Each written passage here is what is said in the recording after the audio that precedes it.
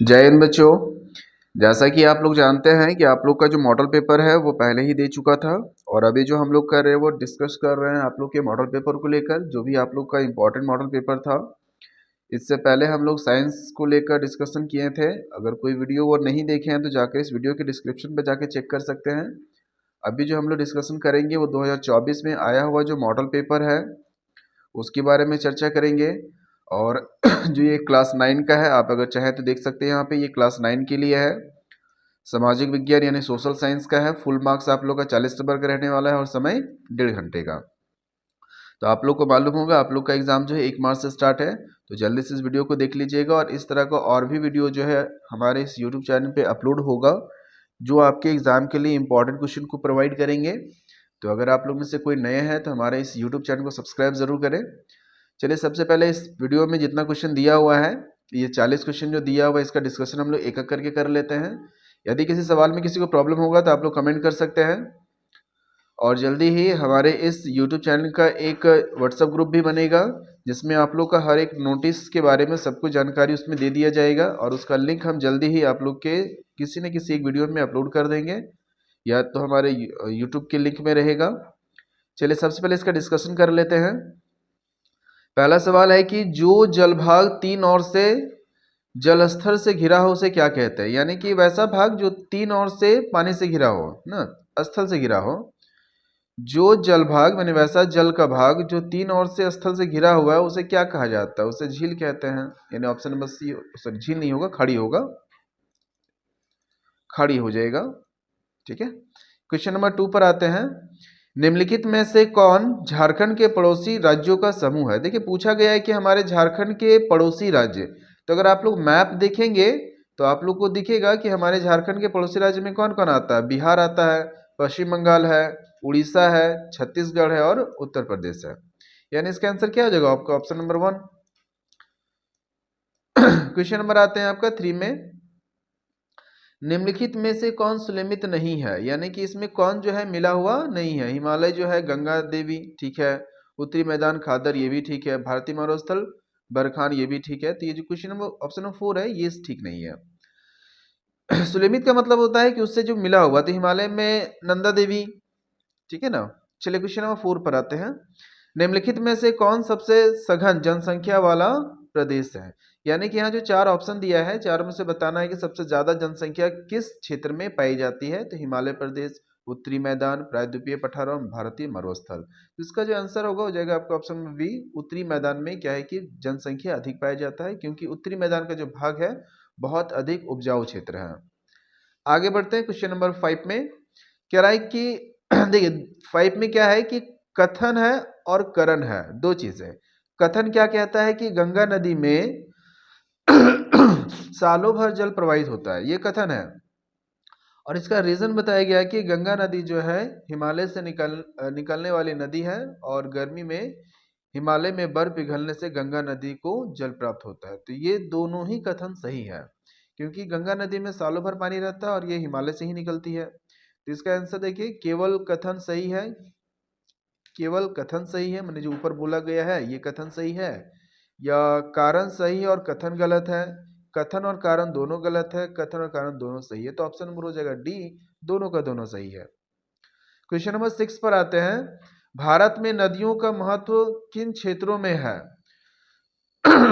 तो भारत में कह रहा है नदी का महत्व, नदी का सिंचाई में भी होता है, नौ संचालन में भी होता है, विद्युत उत्पन्न के लिए भी होता है। यानी ऑप्शन नंबर डी हो जाएगा। एक बात हमेशा ध्यान रखिएगा कि अगर इनमें से सभी, अगर आप किसी सवाल के जवाब नहीं जानते और उसमें अगर लिखा है इनमें से सभी, तो अधिकतर मामले में वो सही जवाब हो जाता है। भारत में मानसून के आगमन के साथ कौन सी ऋतु शुरू होती है। यानी कि जैसे ही मानसून शुरू होता है तो कौन सी ऋतु का आगमन स्टार्ट हो जाता है। तो वर्षा ऋतु का आगमन स्टार्ट होता है। ऑप्शन में बी हो जाएगा। क्वेश्चन नंबर 8 पर आइएगा। जहां 200 सेंटीमीटर से अधिक वर्षा होती है वह किस तरह का वन पाया जाता है। उष्ण कटिबंधीय सदाबहार वन, उष्ण कटिबंधीय पतझड़, कटीले वन और झाड़ियां, उपयुक्त सभी। तो इसमें उपयुक्त सभी नहीं होगा, क्योंकि अलग अलग स्थिति को, अलग अलग मौसम को दिखाती है। तो 200 सेंटीग्रेड से अधिक वर्षा जो होती है वो उष्ण कटिबंधीय सदाबहार वन में होता है। क्वेश्चन नंबर 9 पर आते हैं। लिखा है प्रति 1000 पुरुषों पर महिलाओं की संख्या क्या कहलाती है। यानी कि 1000 पुरुषों पर महिलाओं की जो संख्या होती है वो क्या कहलाती है, तो वो लिंग को बताता है, कितना पुरुष और कितना स्त्री है, यानी कि ऑप्शन नंबर सी हो जाएगा, लिंग अनुपात। क्वेश्चन नंबर 10 पर आते हैं, निम्नलिखित में से कौन जन्म दर का सही अर्थ है। यानी कि इसमें 4 ऑप्शन दिया हुआ है, इसमें जन्म दर का सही ऑप्शन बताना है, तो इसका आंसर हो जाएगा आपका ऑप्शन नंबर बी, एक वर्ष में प्रति 1000 व्यक्तियों में जितने जीवित बच्चों का जन्म होता है उसे जन्म दर कहते हैं। यानी कि देखिए मृत बच्चों का जन्म कहाँ से होगा, जो बच्चों का जन्म होता है उसे जन्म दर कहते हैं। क्वेश्चन नंबर आइए 11 में, किसी भी देश में कानून बनाने का सबसे बड़ा अधिकार किसको होता है। यानी कि हमारे देश की किसी भी देश में जो कानून बनाने का अधिकार होता है, सबसे बड़ा अधिकार किसके पास होता है, संसद के पास होता है। क्वेश्चन नंबर 12 में ये, दक्षिण अफ्रीका में रंगभेद जो है वो कब खत्म हो गया था। यानी कि अश्वेत जो परंपरा चल रही थी वो कब खत्म हो गया था, तो 26 अप्रैल 1994 में। और सबसे पहले जो अश्वेत राष्ट्रपति कौन बने थे, आप लोग कमेंट करके बताइएगा। क्वेश्चन नंबर आते हैं 13 में, लोकसभा जनता के द्वारा और जनता के लिए शासन है, यह परिभाषा किसने दिया था, अब्राहम लिंकन ने दिया था, ऑप्शन नंबर 1। क्वेश्चन नंबर आते हैं 14 में, संविधान सभा की पहली बैठक कब हुआ था, तो 1946 में हुआ था, यानी ऑप्शन नंबर 1 दिसंबर 1946 में। ठीक है। क्वेश्चन नंबर 15 में आते हैं, 15 में पूछा गया है कि लोकसभा चुनाव के लिए भारत को कितने निर्वाचित क्षेत्रों में बांटा गया है तो इसका आंसर हो जाएगा आपका option number B 543। Question number आते हैं 16 में, हमारा संविधान हमें कितने मौलिक अधिकार देता है। देखिए मौलिक अधिकार और मौलिक कर्तव्य 11 होता है और मौलिक अधिकार 6 होता है। क्वेश्चन नंबर आते हैं आपका 7 में, निम्नलिखित में से कौन राजनीतिक कार्यपालिका का हिस्सा होता है। यानी कि इनमें से कौन जो है कार्यपालिका का हिस्सा होता है। ऑप्शन देखिएगा, जिलाध्यक्ष, गृह मंत्रालय का सचिव, या गृह मंत्री, या पुलिस निदेशक। इसका आंसर हो जाएगा आपका ऑप्शन नंबर सी, गृह मंत्री। क्वेश्चन नंबर आते हैं आपका 18 में, सरकारी निर्णयों से उठने वाले विवादों का निपटारा कौन करता है। यानी कि सरकारी निर्णय में जो विवाद उत्पन्न होता है उसका निपटारण कौन करता है, तो उच्च न्यायालय करता है, क्योंकि वो स्वतंत्र होती है। क्वेश्चन नंबर 19 पर आते हैं, किसके नेतृत्व वाली पार्टी ने 1971 के लोकसभा चुनाव में गरीबी हटाओ का नारा दिया। सिंपल सा आप समझिएगा कि गरीबी हटाओ का नारा किसने दिया था, तो क्वेश्चन नंबर 19 का आंसर हो जाएगा Indira Gandhi, option number B. Question number आते हैं आपका 20 में है कि केंद्र सरकार का प्रमुख कौन होता है। यानी केंद्र सरकार का जो प्रमुख है वो कौन होता है, तो राज्यपाल होता है। क्वेश्चन नंबर 21 पर आइए, एक वर्ष में किसी भूमि पर एक से अधिक फसल पैदा करने की विधि को क्या कहा जाता है, तो इसे कहा बहुवृद्धि फसल प्रणाली, ऑप्शन नंबर बी। एक साल में अधिक फसल उगाई जाए तो बहुवृद्धि, यानी बहु माने अधिक होता है। क्वेश्चन नंबर 22 पे आते हैं, 22 पे देखते हैं, लिखा है निम्नलिखित कथन में पालमपुर के संदर्भ में कौन सा कथन सत्य है। तो देखिए आप लोग का पालमपुर चैप्टर से इकोनॉमिक्स बुक से है। पालमपुर में 450 परिवारों में लगभग 1/3 परिवारों के पास खेती के लिए भूमि नहीं थी। पालमपुर में दुग्ध उत्पादन मुख्य आर्थिक क्रिया थी, नहीं थी आर्थिक क्रिया, ये प्राथमिक क्षेत्र आर्थिक क्रिया थी। पालमपुर आसपास के गाँव के कस्बे से भली भांति नहीं जुड़ा हुआ था, ये गलत है, और ये भी गलत है। देखिए 3 ऑप्शन गलत दिया, वो ऑप्शन नंबर 1 सही है। क्वेश्चन नंबर 23 पर आता है, तो 23 में लिखा है, जापान जैसे देशों ने अपने देश के विकास के लिए किस चीज पर निवेश किया, तो वो शिक्षा पर निवेश किया। क्वेश्चन नंबर 24 पे आते हैं, इसमें से कौन तृतीय क्षेत्र की क्रिया में नहीं आता है। मैंने तृतीय क्रिया में नहीं आता, बैंकिंग तृतीय क्रिया है, शिक्षा भी तृतीय क्रिया है, पर्यटन भी तृतीय क्रिया है, और खनन तृतीय क्रिया नहीं प्राथमिक क्रिया है। क्वेश्चन नंबर आते हैं 25 में, लिखा है कि भारत सरकार ने कक्षा में बच्चों की उपस्थिति को बढ़ाने के लिए कौन सी योजना चलाई। देखिए आप लोग को मालूम होगा गवर्नमेंट स्कूल में क्या है कि दोपहर का भोजन वहां पे दिया जाता है, जिसे दोपहर का भोजन योजना कहा जाता है, ताकि बच्चे जो है स्कूल में ठहर सके। क्वेश्चन नंबर 26 पर आते हैं, 26 में निम्नलिखित में से कौन से राज्य में निर्धनता को कम करने के लिए अनाज के सार्वजनिक वितरण प्रणाली में सुधार किया गया। यानी कि अनाज का जो वितरण था उसे ठीक किया गया, क्या करने के लिए? निर्धनता को खत्म करने के लिए या कम करने के लिए। तो आंध्र प्रदेश और Tamil Nadu, option number C. Question number 27 पर आते हैं।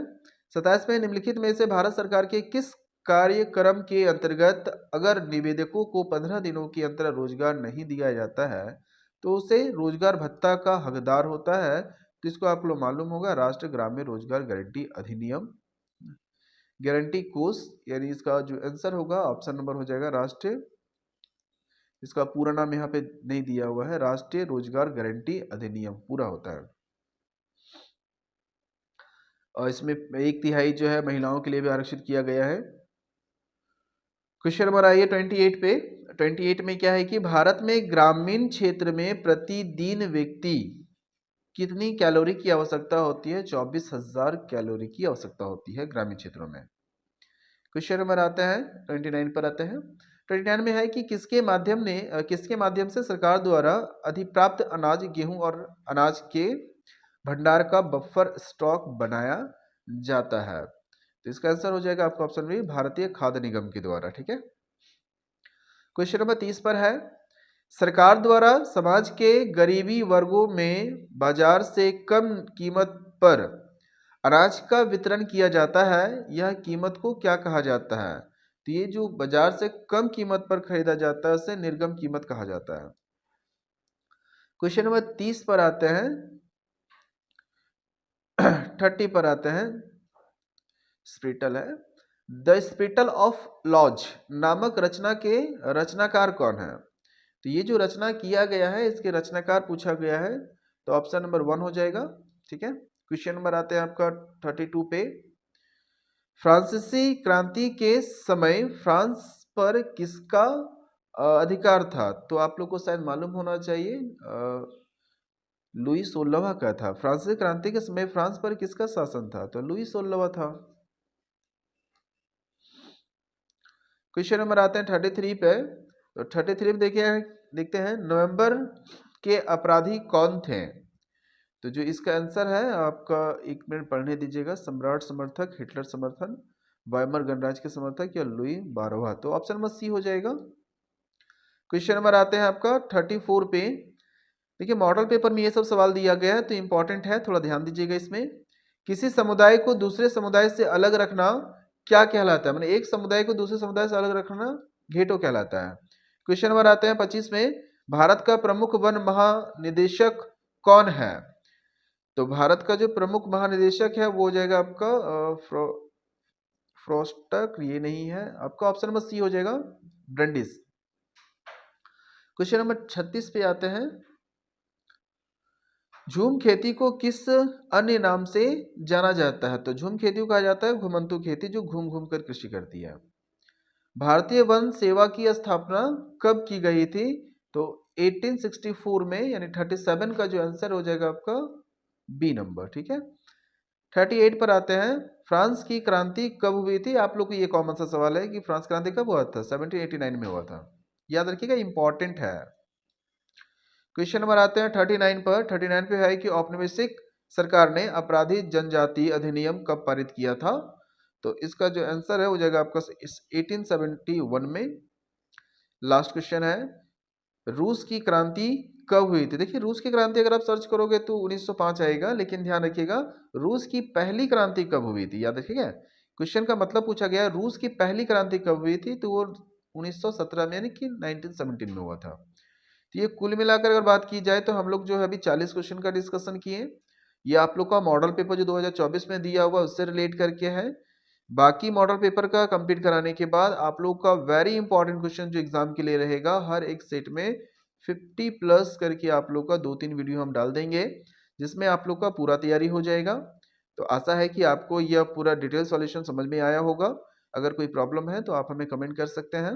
फिर मिलते हैं नेक्स्ट वीडियो में, तब तक के लिए जय हिंद,